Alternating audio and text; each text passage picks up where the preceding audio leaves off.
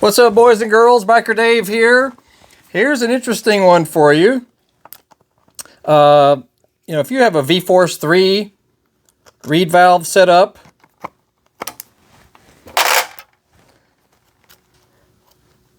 take a look in here. I'm going to show you something that might not be a problem for somebody, but it's easy to mess up.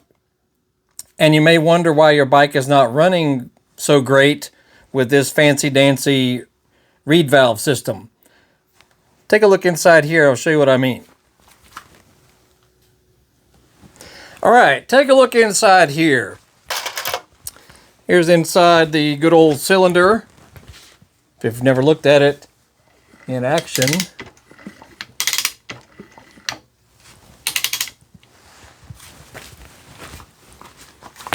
All right, notice how the alignment is. Here's the boot here from where your intake boot, your carburetor would be right here.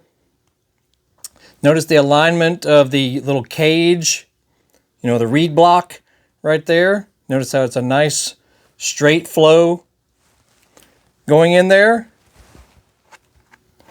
That's the normal, proper setup right there.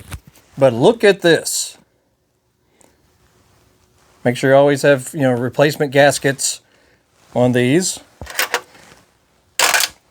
But have a look here. Now, many of you might not know there's another gasket that goes here as well. Oh, and look, you can see inside the, check it out in there.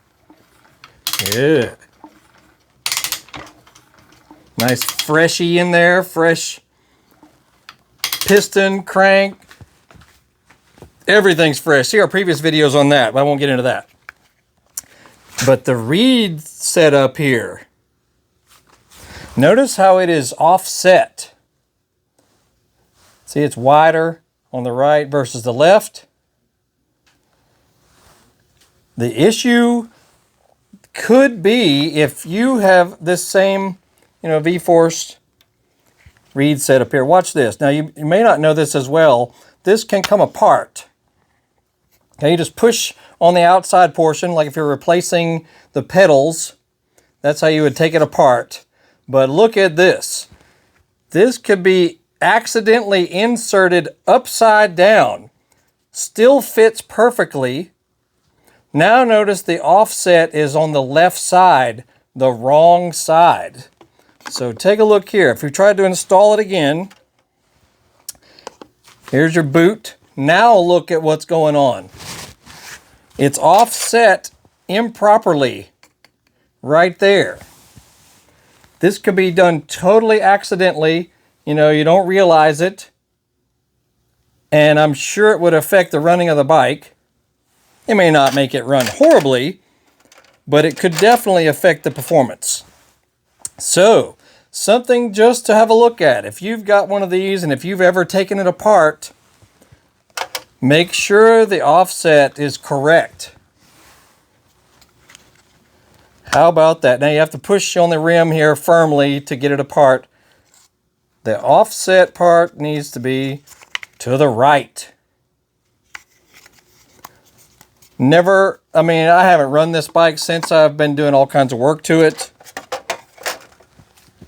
I just noticed though that there was this edge sticking out and it didn't look right.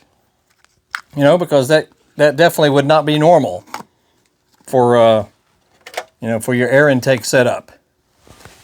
Now you notice it is nice and flowing all the way in like that. It'd be like this installed. Just an odd one, just one of those things you just never notice or never bother to worry about. Very interesting though. How about that?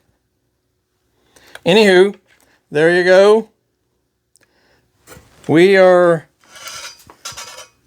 still working on our good old YZ250.